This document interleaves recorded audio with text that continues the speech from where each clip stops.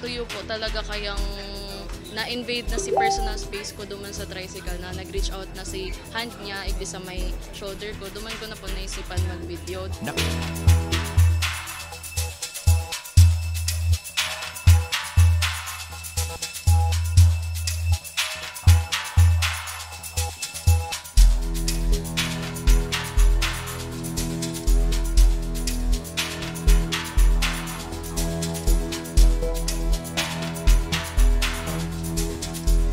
Wala man maging desisyon ng anak ko, pasensyahan na lang tayo.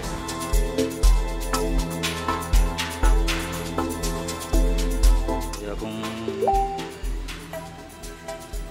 matawan nila kung pagkakataon, ano po, mabago na po.